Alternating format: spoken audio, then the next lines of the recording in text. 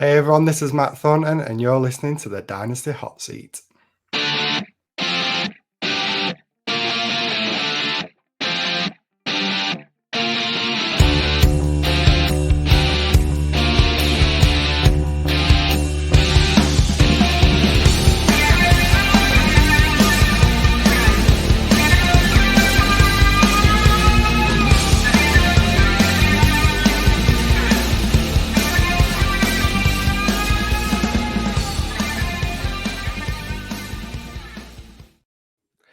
Yes, hello everybody, and welcome back once again to the Dynasty Hotseat, the only Dynasty show out there that is a certified inferno. Today, I mean, this is just so exciting. We haven't spoken far too long, Matt. I mean, it's just amazing to see you again, mate. Amazing to have you back on the Dynasty Hotseat. How are you doing? Doing really well, thanks, Mags. Yeah, like you said, it's been a while since we've hooked up and talked, even just in general, but to talk fantasy as well. It's just the added cherry on top for me. This is going to be a lot of fun. Obviously, been watching your show before the NFL draft. Now that that's out of the way, this is where the exciting part really happens and things start to get real. Yeah, it's been really cool. How's been the draft season for you? Are you in many rookie mocks going on? Not mocks, I suppose, the real thing right now. Any real deal drafts going on right now?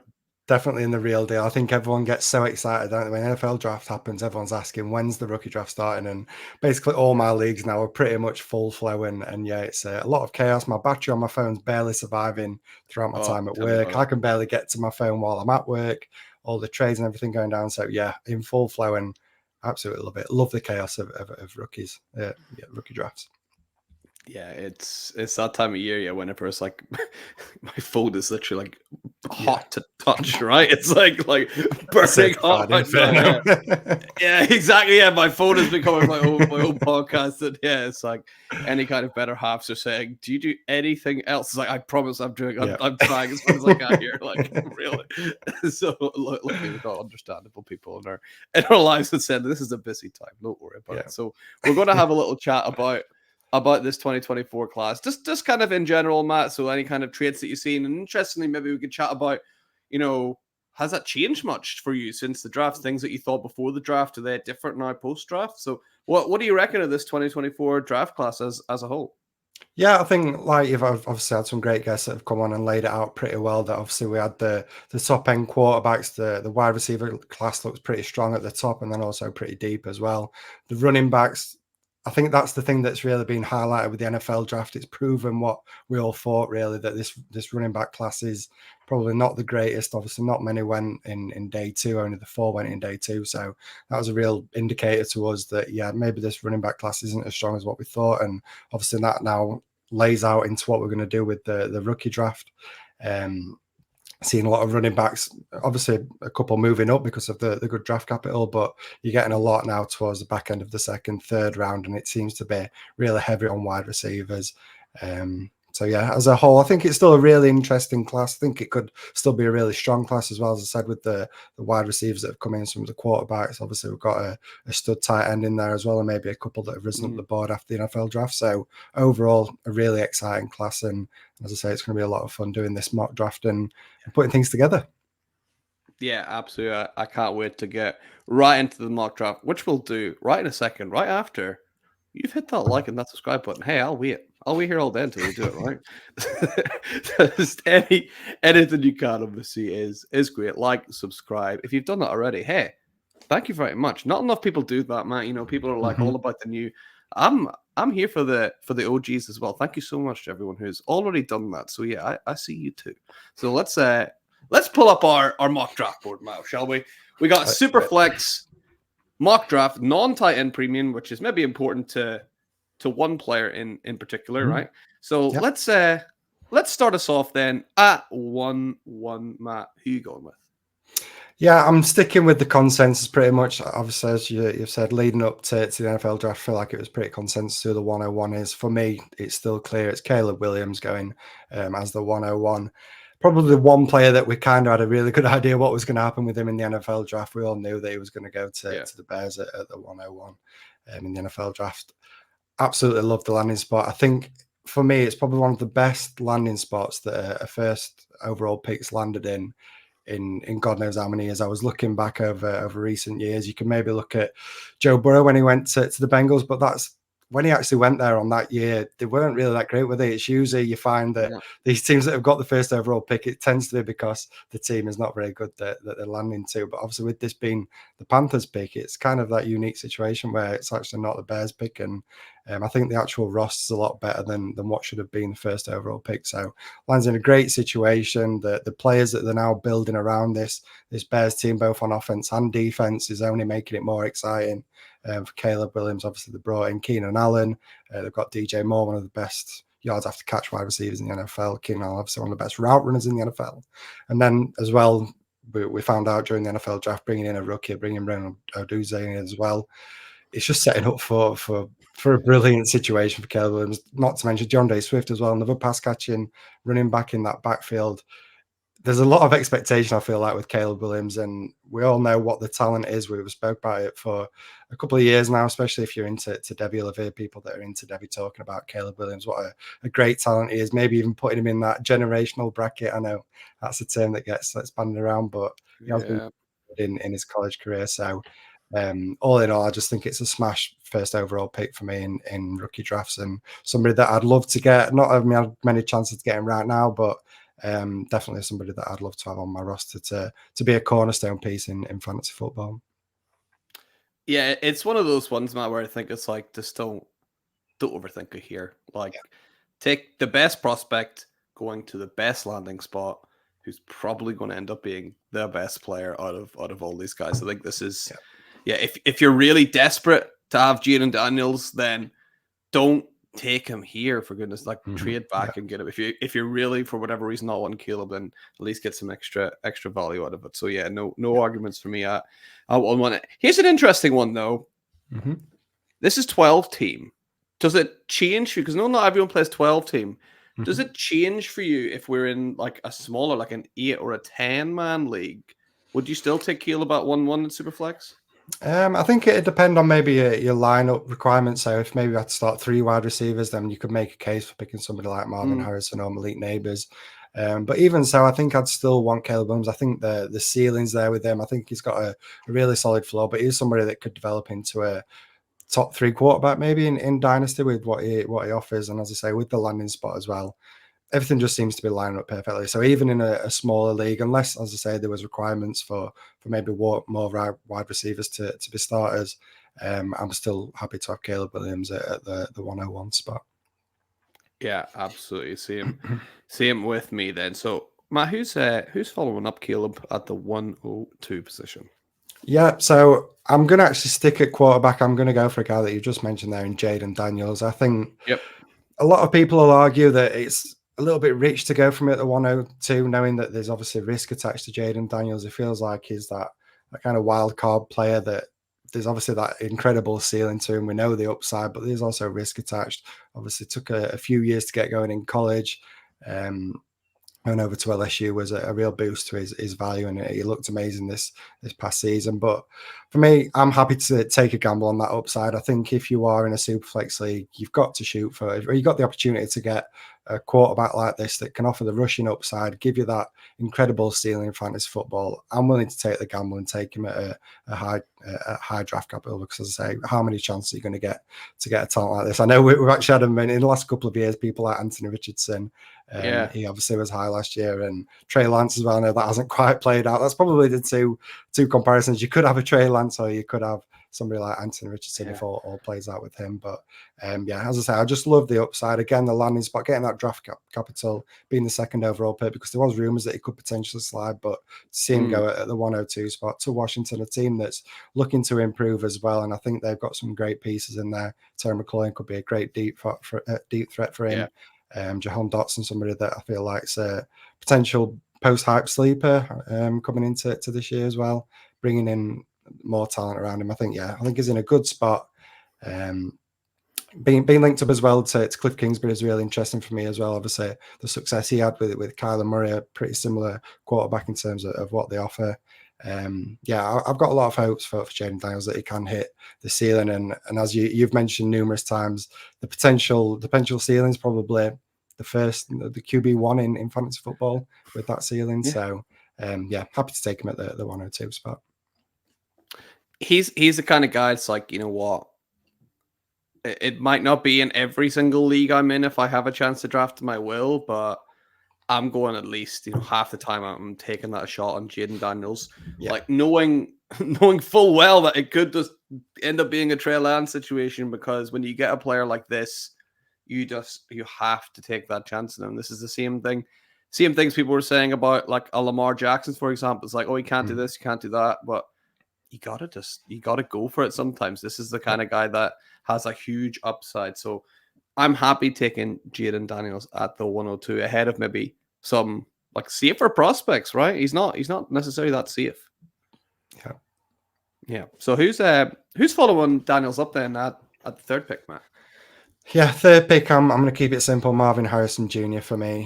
He's probably a guy that you could argue could have gone at the 102 spot if you're looking for someone maybe that's a little bit more safer, because I feel like for me, Marvin Harrison Jr., he's a guy that's going to stick around being that top end wide receiver in terms of fantasy football for 10, 12 years. He's got incredible talent. We obviously know the connections, the bloodline to his dad, what he did at Ohio State, but now he lands as well with the Cardinals, which I think is a great landing spot for him, going to link up with Kyler Murray. We know there's not a great deal of weapons over there at the Cardinals.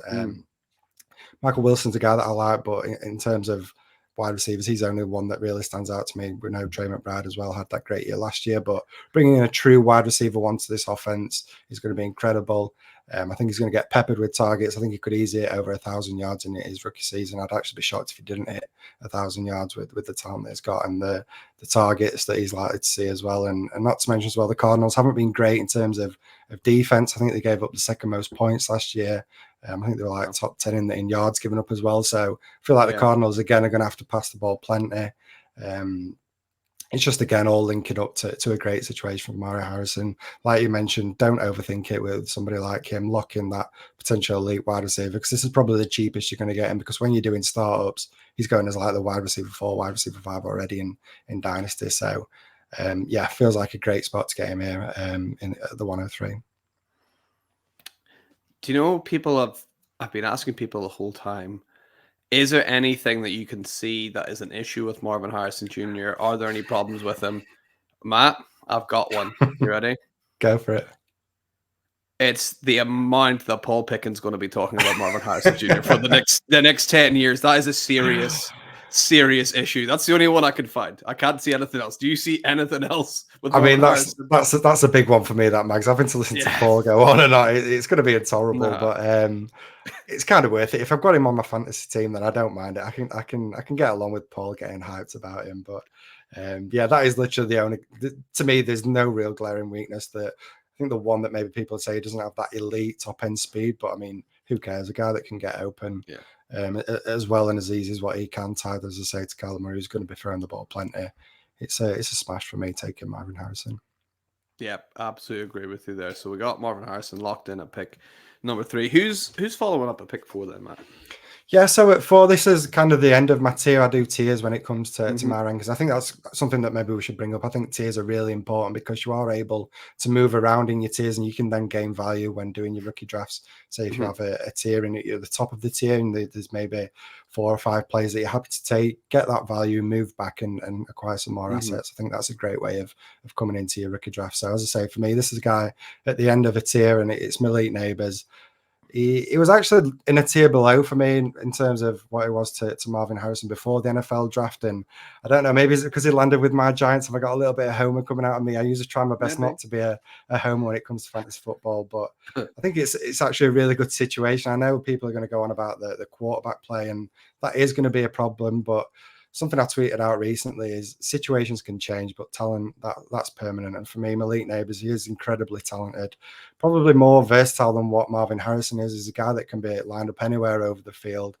Similar to Marvin Harrison, the situation he lands with the Giants, we don't have a great deal in terms of threats and target competition on that Giants offense. So he's another guy that's going to come in and see loads of targets, could easily see over 150 targets in this offense. The fact that we've also now got rid of Saquon Barkley, I feel like that's just more pushing towards us having to look to throw the ball more. I know we've got a pretty solid defense, but we just don't have the weapons at the minute. So getting in someone like Malik Neighbors, it's just good to be a Giants fan and be excited about a wide receiver. We've not had this since somebody like Odell Beckham, obviously quite a few years ago now, but since then we've had basically nobody at wide receiver. So it's good just to get that little bit of excitement back for a wide receiver. And I think for fantasy is going to be a smash again. PPR leagues, plenty of targets, that ceiling that he's got with the ability, the speed he has, the versatility.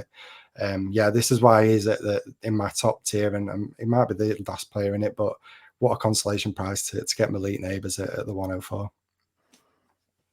Yeah, I love having you on here actually to speak about Malik Neighbors in particular, Matt. I was looking forward to this chat. So, like, as a Giants fan, let's talk year one for Malik Neighbors. Do you still think someone like Daniel Jones is good enough? Jones has finished as a quarterback one before, I believe. Do you think he still is maybe getting not enough credit, considering, I mean, he's not had much to work with the last couple of years, right?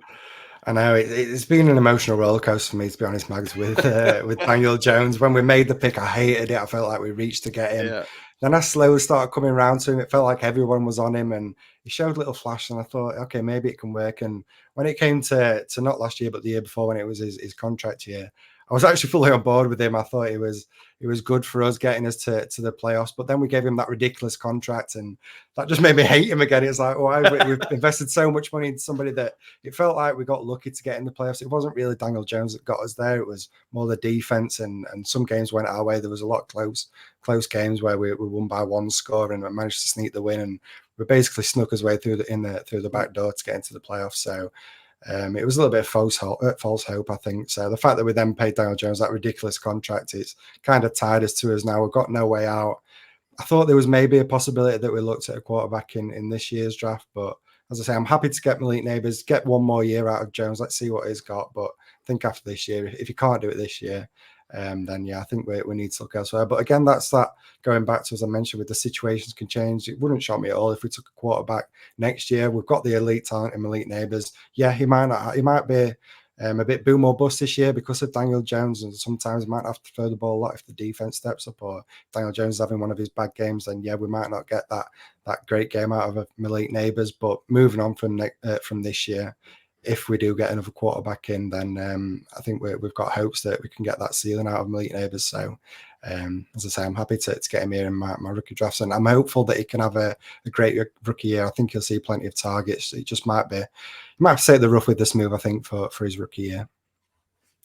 Yeah, exactly. And quarterback rooms these days, look at the Steelers quarterback room, right? Who would have thought? Who would have seen that coming 12 months ago, right? So it changes so much. So yeah, if Daniel Jones isn't the guy, then I've got quite a bit of confidence that the Giants will eventually find the guy for Malik Neighbors. And hey, Malik Neighbors might even turn Daniel Jones into the guy. I think he could be that good, Matt. So let's see what happens with Malik Neighbors. He's locked in at pick 4. Who's following him up at pick number 5?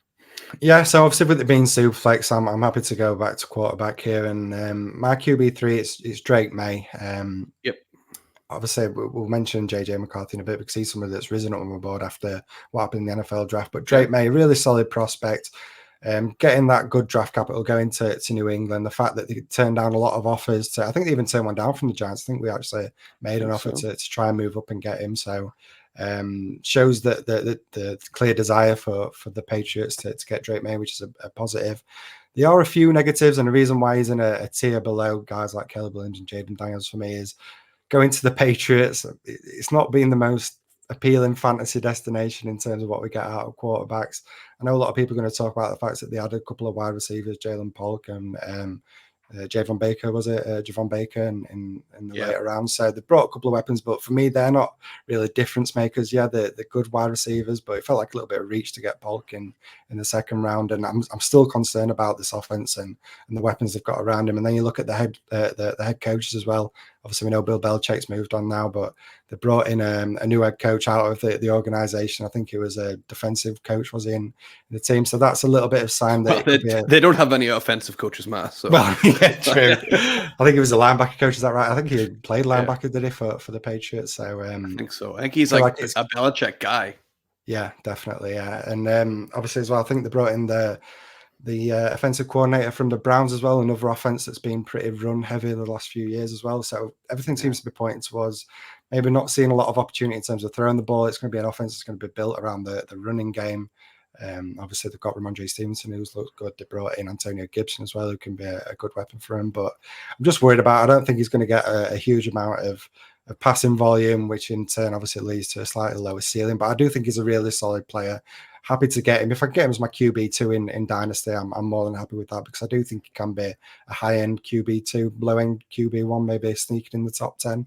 I'd be more than happy with that as an average. So happy to get him here at the 105.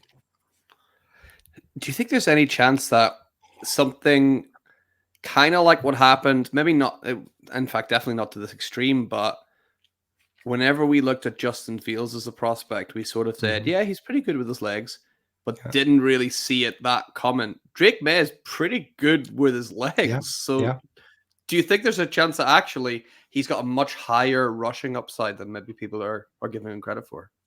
I think it definitely has a higher rushing upside. I'd probably say it's going to help his floor. I think because he's got that rushing ability, I think he's always going to have a really safe floor. That's why I said I think he can be like a high-end QB2 on a lot of weeks, because he does have that rushing ability. So it's not a huge thing that he's not going to be throwing the ball plenty, but I just think for me, I'd love to have a quarterback that's got both. Obviously, Jaden Daniels, he's the epitome of that. He's got that rushing upside, but he can sling it as well. So he's a guy that's obviously a lot more exciting to me than somebody like Drake May. But you're definitely right. I think it gives him that safe floor. You can argue it's a potential higher upside as well with the rushing. If he does have to throw the ball, then we could get those boom weeks out of him, and it's probably why I do have him above JJ McCarthy, because I feel like he offers that little bit more as well. But as I say, I think he's a really solid player, and I'm happy to have him as my QB2 in Dynasty for sure. Yeah, absolutely. You mentioned JJ McCarthy. There is he who you go with next, or is there some wide receivers or even a tight end that you like a bit more? There's definitely a few players I like, and this is kind of a big tier for me, so I'm happy to move around, and depending on what I feel the value at the time, maybe analysing what my league mates have got, if I can make moves to get a bit more equity off them, then I'd be doing that. But in terms of just straight up who I'm taking in this mock draft, it's JJ McCarthy for me, with it being Superflex. Landing in, I mean, this as I say, this is a guy that's risen up for me in terms of pushing himself up into that tier 2 with Drake May, because the landing spot is one to definitely get excited by. We know, I mean, just JJ to JJ is going to be a thing that's going to become very, very oftenly heard, I think, because he's got an elite talent in Justin Jefferson. TJ Hawkinson, when he comes back as well, another great piece to have. Jordan Addison, who showed flashes last year as well. It's a brilliant situation. And then I think a lot of people are maybe underrating JJ McCarthy because he didn't have to throw the ball a great deal in college, and maybe think he's not as good a quarterback as what he is. But this is a guy that knows how to win. And I know that's not a QB start. Wins aren't a QB start. But if you've got a leader, that's a guy that NFL offense is going to fall in love with, someone that's going to drag them through games when it comes to that push and shove, somebody that's a real leader. So I think it's a great situation to land in for JJ McCarthy. As I say, he's got the great weapons there, and I think we can see something from him that maybe we haven't seen from him in college, because this is an offense where he can throw the ball plenty. They've got strong pass catching weapons. So really excited to see what he can do, and I think he's been slipped on a little bit, because I've seen him slip further than this in rookie drafts and in rookie mock drafts that we've had before the NFL draft. I'm happy to grab him here. I think he's a great player, and I'm excited to see what he can do in Superflex. As I say, he's going to be somebody that I'm happy to get as a QB2 again in Dynasty. Yeah, you got JJ thrown to either JJ or JA or TJ or Ed J, right? That's the whole. We got them all. Got every J in the book, right? So just need Silent Bob up there in the Minnesota to really complete the section. So love JJ McCarthy there at pick 6. Who's after JJ at pick number 7? So pick 7. I'm just sticking with that thing of taking talent. I don't care about the situation. I'm taking the talent. Rome Odunze for me. He is the wide receiver 3 in this class, and he's a tier above everyone else. I think there's maybe one other guy that I've got in this tier, but he's a tier above all the other wide receivers that were selected in the NFL draft, apart from obviously Marvin Harrison and Malik Neighbors. But the one thing is obviously the landing spot. People are going to be upset by it going to the Bears, as I mentioned earlier when we spoke about Caleb Williams. They brought in Keenan Allen, they brought in John J. Swift, who can catch the ball. They've got DJ Moore already, so there's a lot of competition for targets at the minute with the Bears, but that's all going to change over the years. I'm happy to sit and wait with somebody like Rome Odunze. If he is the wide receiver 3 for this rookie year, then I'm fine with that. I don't mind paying this price now and waiting a year if I have to, because there's always the opportunity that he could see more involvement if anything were happening to Keenan Allen. He's somebody that struggled to stay healthy over his career, but in the last couple of years as well. Starting to maybe see a little bit of decline in him. So who knows how long we've got him left for. DJ Moore is, I'm not sure what the contract situation is. That has he still got a few years left on his contract? But might do. I'm not 100%. Yeah, not 100% on that. But even if he is the wide receiver 2 in this offense, it's still going to be a pretty good offense to be the wide receiver 2 on. With Caleb Williams coming in, it's an offense that's going to elevate. So yeah, I'm happy to take the talent. This is a guy he's going to line up on the outside and be a study. He's going to be a go up and get it kind of wide receiver. He's going to be a great red zone target for Caleb Williams. I think he could maybe lead the team in red zone targets with what he offers. Yeah. And I think he's going to be great in terms of touchdown upside. It's just maybe the targets that's going to be a little bit hit and miss for his rookie year. But as I say, I'm happy to take the talent here and just wait on the situation to change. Yeah, I think you're right. Just for that one rookie year, there might be a bit of a lull, perhaps, in the targets. But if anything, Matt, I'm just using that to go out and go and buy some more Rome Odunze if his price dips at all. Kind of similar to Jackson Smith and Jigba, right? Last year, great talent. We knew that year one was going to be a bit of a struggle. We knew there was going to be a buy window open up. And even though it was very predictable, hey, look at where we are now. There's a buy window opened up for Jackson Smith and Jigba. This could be the same thing for Rome Odunze. Well, hopefully for my Dynasty shares anyway, it will be. So we got Rome locked in at 7. Who's up next? I'll pick 8. So pick 8. This is a guy that I really liked as a prospect. Some people he's a little bit Marmite. I think some people love him. Some people aren't too sure about him. But I think you'll love the pick, Mags. Xavier Worthy for me is who I'm taking at this pick. It feels like it's funny when it comes to the Chiefs wide receivers, because obviously we've had the Sky Moore situation where everyone boosted him super hard because of the landing spot and we all fell in love with it, kind of got burnt with it. And then recently we had Rashee Rice. He kind of slipped a little bit in draft because people were so burnt from what happened with Sky Moore. And now again, we've got another wide receiver going to the Chiefs. And I feel like some people are going to maybe boost him because he's landed at the Chiefs, but I think he's more than maybe just that one. Everyone seems to think he's a one-dimensional speed, so he's just going to blaze down the field. He's going to be that deep threat, and that's all he's going to offer. And with that, there's potential risk attached to Xavier Worthy, but I think he's far more than just a deep threat. He's somebody that can line up all over the field.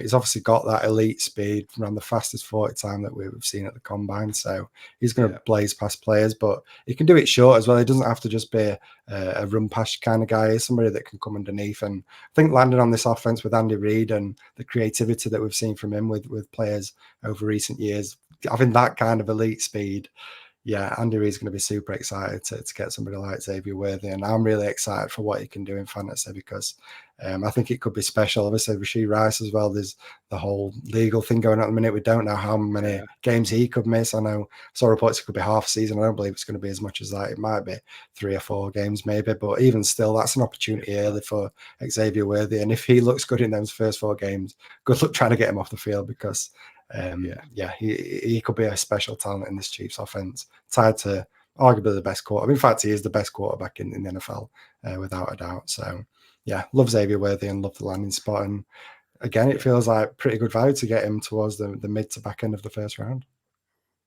I mean, my favorite thing about Worthy is even before he ran that record-breaking combine, even before he ended up on the Chiefs, people were taking him around here anyway. So this is a guy that people really believed in before we see him end up showing just how fast he is and end up showing that he's in about as perfect a landing spot as he could be. So I think that's just added an extra boost to Xavier Worthy. I can't wait to see what he does on the Kansas City Chiefs with Andy Reid's mind there. Just it's an exciting time to be Xavier Worthy. I think he's going to be a huge weapon.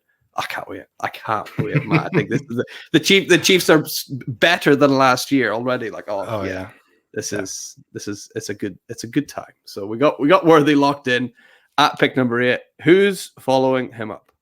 Yeah, I think it's time to take the player that you've kind of hinted to a couple of times who I could be looking at. Brock Bowers. I think we've got to end the slide now with Brock Bowers. A lot of people are going to be sour with the landing spot, and it did kind of suck. I think a lot of people, myself included, loved Michael Mayer and what he could offer being the tight end with the Raiders. And kind of sucks that they've used a top pick to bring in another tight end, but you're disillusioned if you think that Michael Mayer is going to be an issue to Brock Bowers, because as much as I love Michael Mayer, he is nowhere near the level of what Brock Bowers is.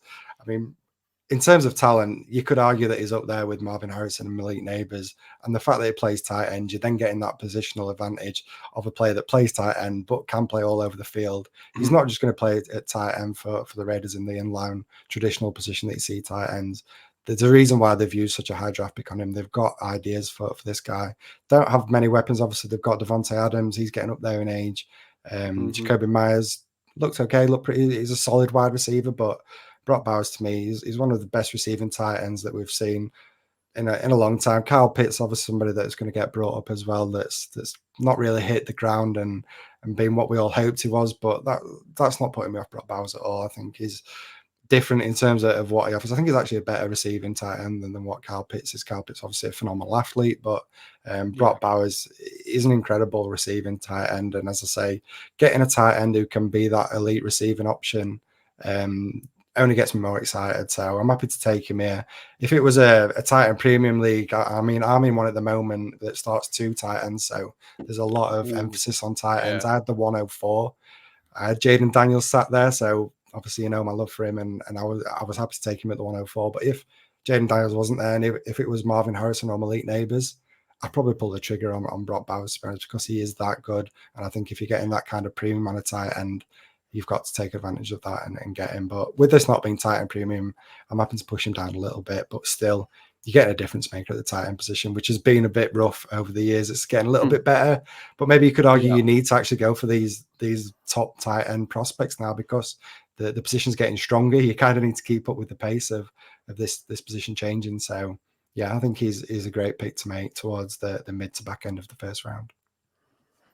Yeah, he's just a special talent, right? And the Raider spot as well, I think, like Devontae Adams, not going to be all around too much longer. And when he does end up leaving, he is leaving. I don't know the exact number, but we can agree it's a shit ton of targets, right? That's definitely a word to describe how many targets he's leaving behind. And I think Brock Bowers is going to be able to eat up a significant portion of those. And with a guy like Michael Mayer, even though like a great player, super NFL player, probably his best trait, blocking, right? He's a super blocker, great athlete, does all that well. So I actually think it could be like, it could work as a 1-2 punch. We've not seen many 1-2 tight end punches in a while. I'm looking forward to it. I can't wait to see what the Raiders are going to be able to do with Brock Bowers. So yeah, I'm wheels up for Bowers. He was someone who I thought I don't really care where he ends up, and he's at the Raiders, and could have been better. Everyone was salivating over the Chargers, right? If he was going to go there, but if anyone listened to Jim Harbaugh talk about offensive linemen, there was no chance he wasn't going to take Joe Alt, right? So I love Bowers in there at pick 9. What a difference maker you're getting for your team at that end, where your team's already pretty good if you're picking at 9. So love getting Bowers there. Here's a question: is that an end of a tier for you? It seems to be an end of a tier for a lot of people. Absolutely. I was just about to say, I think it is for a lot of people, and it is for me as well. It's the end of the tier, and we're now getting into my third tier. And this is a really interesting tier because I've got every player in it. I've got quarterbacks, wide receivers, running backs all in this tier. So I can go anyway in terms of maybe what I feel. I know I hate doing this. Don't draft for need, draft for value. But it is that kind of range where you can maybe think, all right, I've got a pretty strong team. If I'm picking this late in the draft, maybe I can just look to maybe look at need. And I think with it being a super flex, I'd argue maybe the value is going quarterback. So, and it pains me to say it because this is a guy I wasn't really super high on, but he's risen up the board because of what happened in the NFL draft. Bo Nix is a guy that I'm happy to take here at the back end of the first round. You could probably maybe wait a little bit. I've seen him go early second round in super flex drafts, but I think getting him here is pretty solid value because lands in a situation, Sean Payton obviously going out and getting a quarterback after everything that happened with Russell Wilson. There was clearly a need to get a quarterback. Going to the Broncos, and I know it's an offense that's changing. They've now lost Jerry Jeudy, but still there's some pretty good weapons there. Cortland Sutton, Marvin Mims if he gets some looks as well, and obviously they brought in a wide receiver that we might talk about a little bit later on as well in Troy Franklin. So there's still weapons there, but I think just getting that solid draft capital Was it pick 11 that the Broncos picked him at? It was an early pick in the NFL draft. So he's got that draft capital, which gives me that little bit more comfort knowing that I think he could at least get a fair shot at this and maybe get a 4 years at it and see what happens. And I think he is a pretty solid quarterback. I think he's a very accurate quarterback. I think that's why Sean Payton loves him, because we've seen him have that success with somebody like Drew Brees when he was at the Saints. Now I'm not comparing Bo Nix to Drew Brees at all, but I just mean in terms of the fact he's a very smart quarterback, got a great footballing IQ, doesn't turn over the ball a lot, which is obviously something that they had to put up with last year with Russell Wilson and the turnovers there. So I think getting in Bo Nix is what Sean Payton was looking for. So happy to take him here in my rookie drafts in Superflex, locking a quarterback that could potentially rise up in value if all things play out as we hope. And great thing as well about Bo Nix, they have a quarterback there in Denver and Zach Wilson who could play Bo Nix in home team too. So there's definitely a glaring similarity in looks. Yeah, right. So that everything's just going to work out there over in Denver for sure. So we got Bo Nix. Yeah, you're right. Take the starting quarterback in Superflex. Right, let's take a chance. Even if you don't love it, take a chance, because usually with these quarterbacks, the value is insulated quite well too, right, Matt? So even next year, if he doesn't fully, light on fire, he's probably going to still hold that same value. We've seen that happen with Zach Wilson, right? It's only the last sort of couple of years Zach Wilson started to fade off a little bit. For that first 2 years, his value was pretty insulated. So I love the pick of Bo Nix there at 10. And who's following up with the penultimate pick of round number 1? Yeah, so with this pick, Max, I'm going for Brian Thomas Jr. Obviously landing over with the Jags. I think it's a great landing spot for him. Obviously, we know there was clearly a need for the Jags when Calvin Ridley left. They had a need for an outside wide receiver, and this is just a perfect weapon. I think something that they've needed and craved. I know they bought in Gabe Davis, and he's obviously got that field stretching ability, but bringing in someone like Brian Thomas is going to be perfect for Trevor Lawrence, a guy that's got great speed. He's great in the red zone. Again, something that's going to be great for Trevor Lawrence, getting that red zone threat. I think it's an offense that obviously had its struggles last year, but bringing in that wide receiver, I think it's going to be great for them. So really excited to get him. I think there's great ceiling with somebody like Brian Thomas if you can start seeing volume. I know obviously Christian Kirk's a guy that I really love. He's been a great target hog for Trevor Lawrence over the last couple of years, but I think bringing in Brian Thomas offers something a little bit different.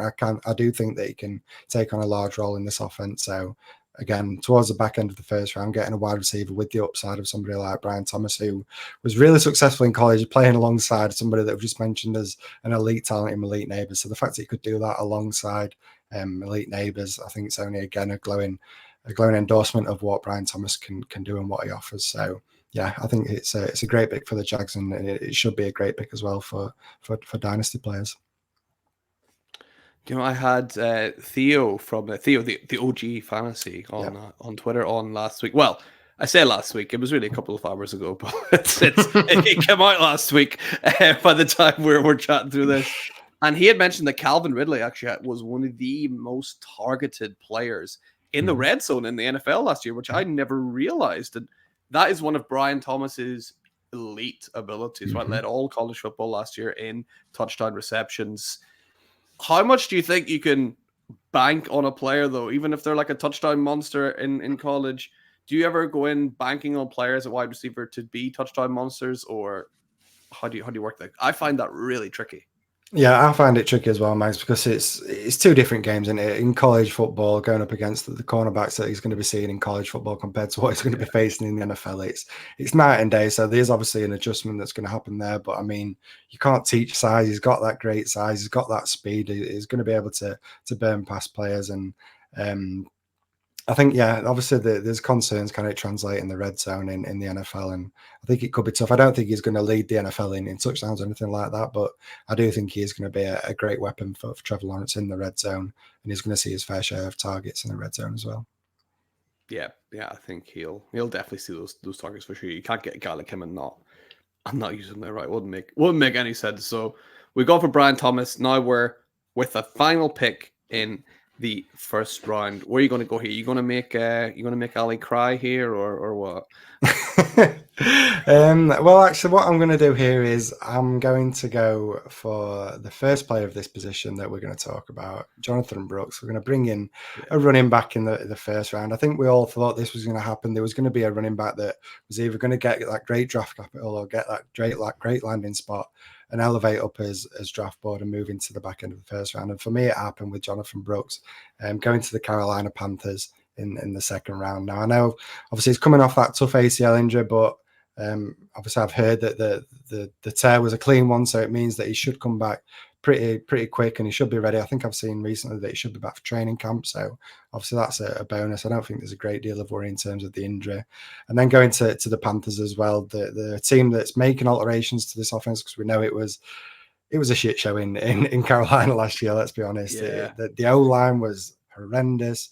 That meant that Bryce Young couldn't really get anything going because he was just pressured. As soon as he got the ball in his hands, he was under pressure. But now they've made adjustments. They brought in two guards that they paid a lot of money for to bring in. That's going to be a huge boost to this O-line. They're making adjustments to the offense. They've got the new head coaching as well. So everything's starting to point towards hopefully an improvement in this offense. And I think Brooks going there, he's got a great opportunity to become the RB1 pretty much instantaneously, to be honest. Chuba Hubbard's obviously been great in spells during his time. Miles Sanders, there was a lot of hope for him last year, but that didn't really play out. But I think Jonathan Brooks beats both of these guys that can be used as a true 3-down back. He can be used in the receiving game. He's a great runner of the ball. I just think it's a great landing spot for him, and probably one that's going a little bit underrated because people do look at that offense from last year and the O-line that struggled. I think the fact that they've made those adjustments this off season, I think it's going to be actually a really good landing spot, not just because of the competition, but actually the offense as well. I think it's going to take a jump forward.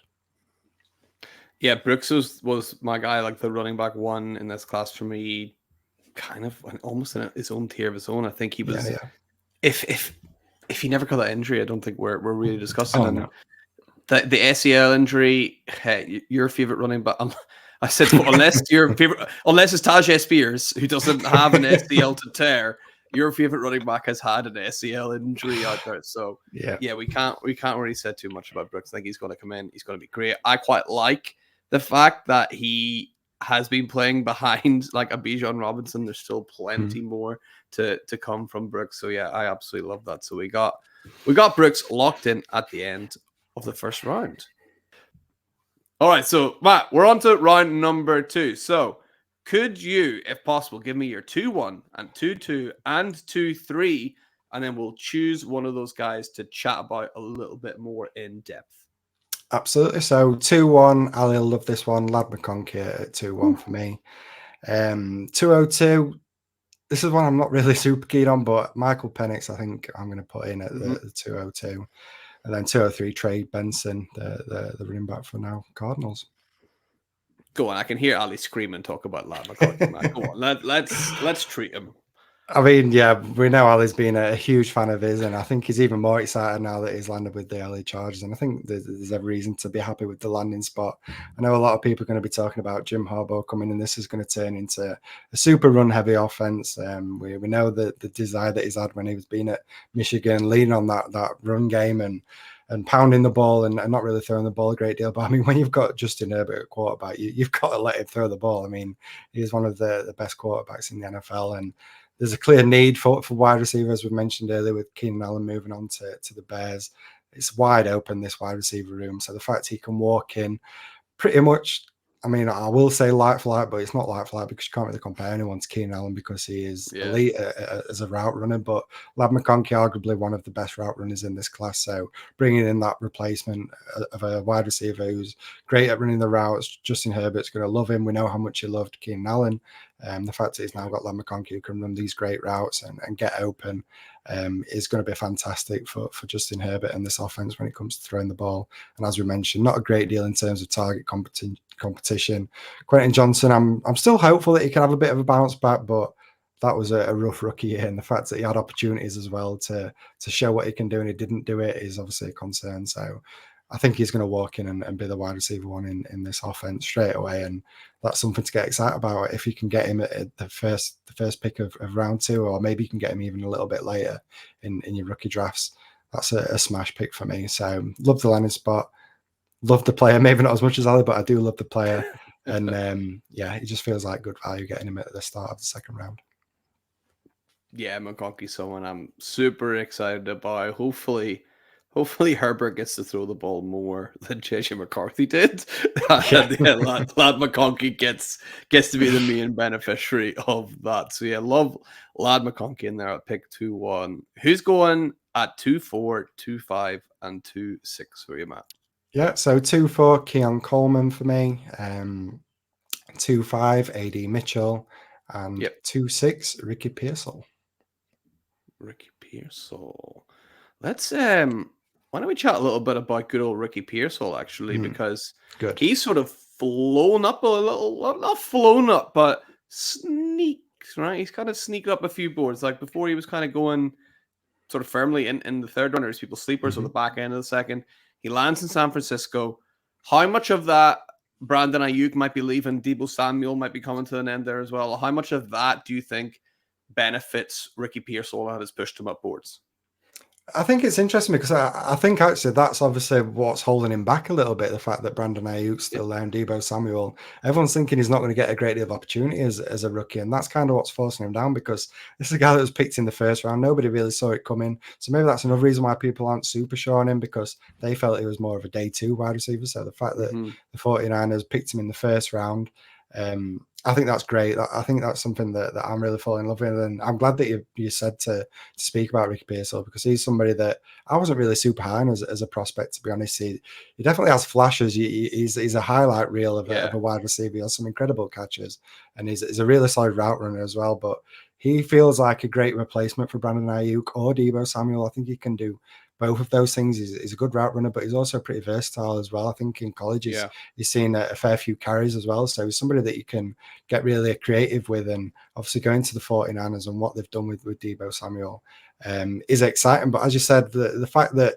both of those guys are still there is kind of suppressing his value at the minute. If we were doing this mock draft and one of those guys wasn't there, I wouldn't be surprised to see him go maybe where we took Brian Thomas at the back end of the first round. Yeah. So he's a guy that I've been targeting everywhere in this kind of range, the mid, maybe even pushing him up, because he is in a tier that goes right up to Trey Benson for me. So I could happily take him at the 202, 203 spot as well, depending on maybe what my roster is doing or what I felt I could do in the draft. So yeah, I think he's a great player to be targeting in rookie drafts right now, because it feels like the value is currently suppressed, and feels like to me that really the only way is up for somebody like Ricky Pearsall, because the expectations are so low that if Ayuk and Deebo do stay there, nobody's really expecting much anyway. So you've still got that first round wide receiver that's not done much, and you're not really going to lose too much value. So you've got that insulated value, but the potential as well for an increase in value. So I think he's a great pick in rookie drafts.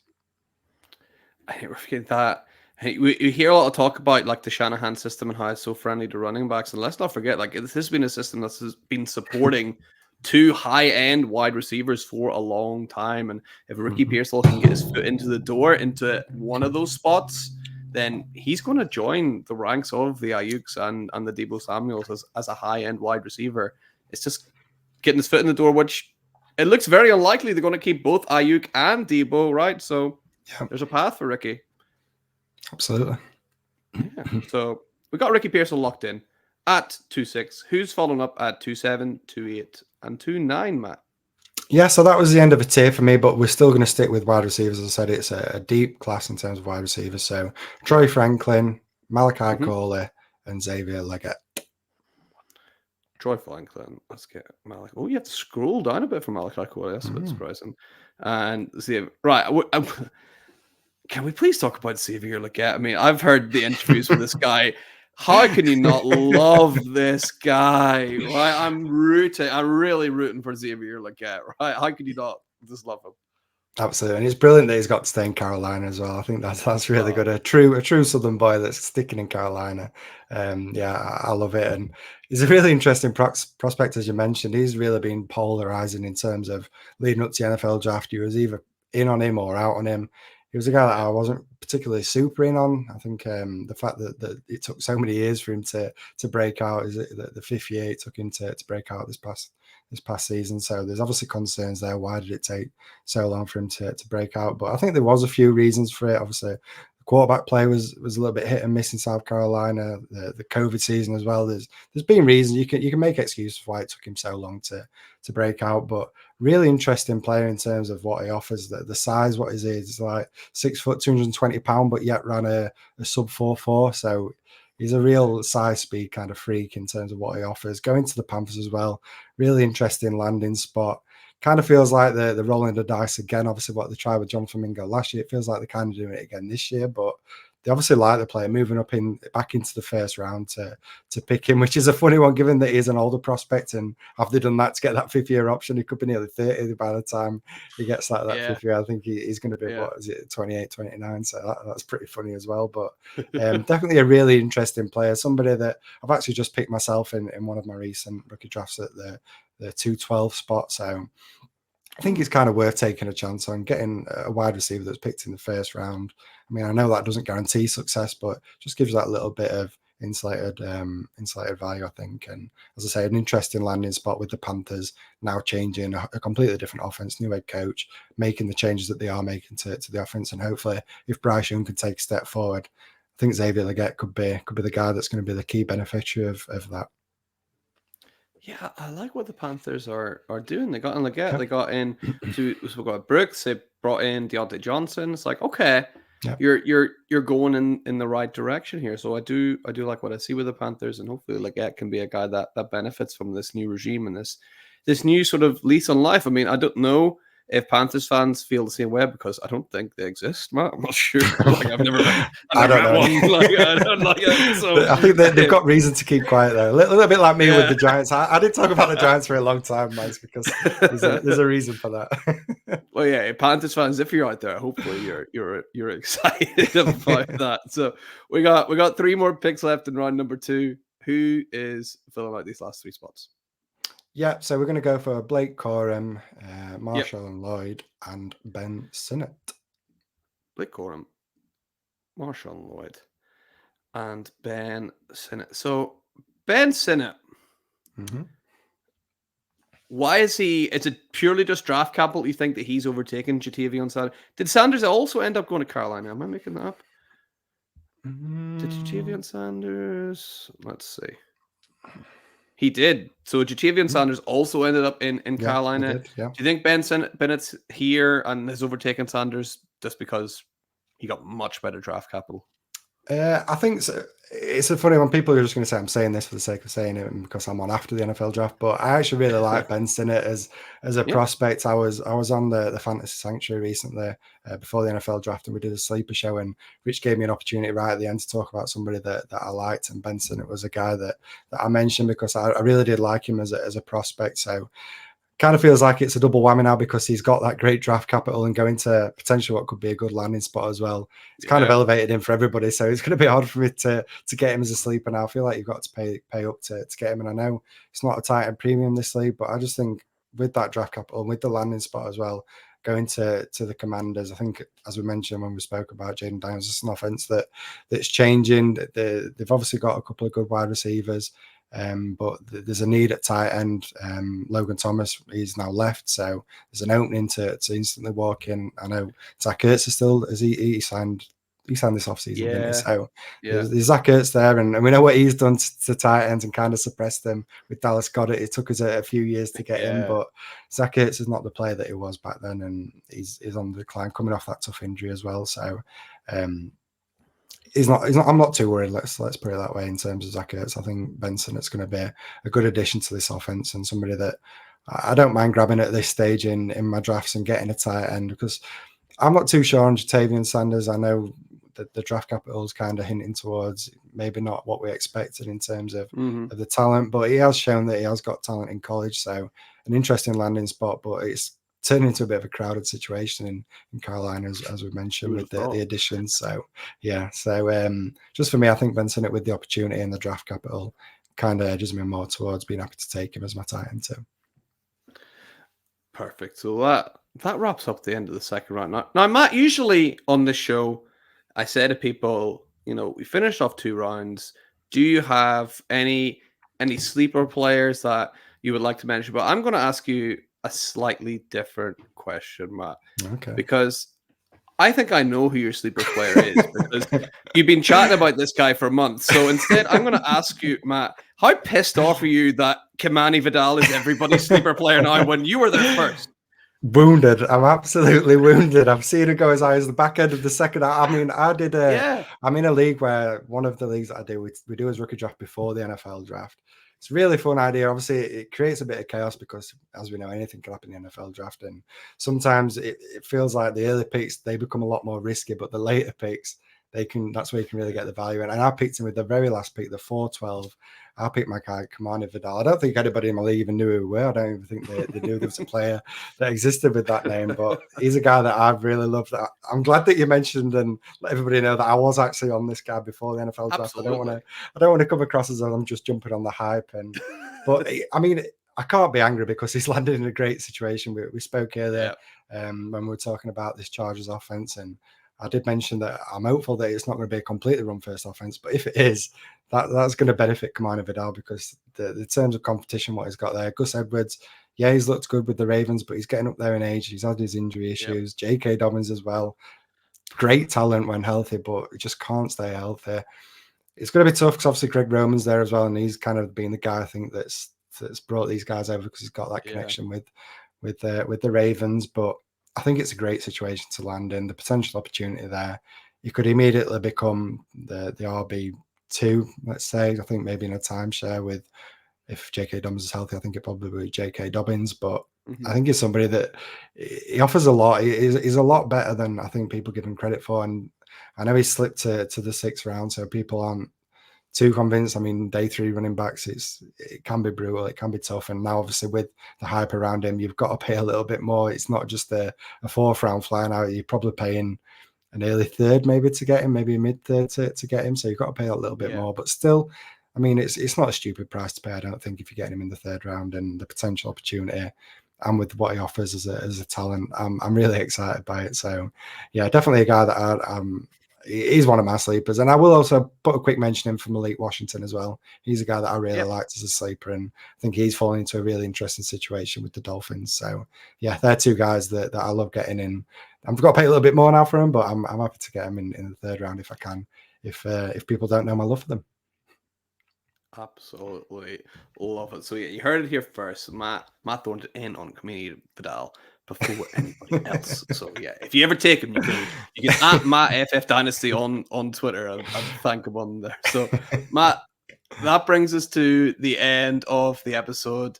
Mate, brilliant to speak to you once again. Always great chatting to you. Can you just remind everyone listening where can they find all the stuff that you do online? Yeah, I'll just start by saying thanks again, Mags, for having me on. It's always a great laugh and a lot of fun when we do these things together. So thank you for having me on. And yeah, if anyone does want to follow my content, I basically just keep everything on X now. I'm not really with anybody. I'm maybe looking to get back into writing in this off season. After I've got a few personal things to get out of the way first, like a wedding and stuff. So once that's out of the way, I'll hopefully get back into maybe doing a little bit more in terms of content. But I do still put things out on X, so you can follow me there at Matt FF Dynasty. During the regular season as well, I'll do a weather report that I know a lot of people really appreciate and got a lot of love for that. So that'll definitely be staying this upcoming season and something that should hopefully help you win some of your matchups and maybe win some money if you do DFS as well. I think it's a great tool. So yeah, you can follow that as well on my X profile. Perfect. Yeah, definitely a must follow if you're not already. So Matt, once again, thank you so much. And hey, thank you listening as well at home, on the back of a bus, wherever the hell you are. Thank you very much for tuning in to the Dynasty Hotseat. If you've not already, hitting that like and subscribe and all that good stuff would be great. So from me, from Matt, from everybody who's ever been in the hot seat, why not lump everybody in? Thanks for listening. And remember, for anything Dynasty you need to know, keep it locked on the Certified Inferno. See ya.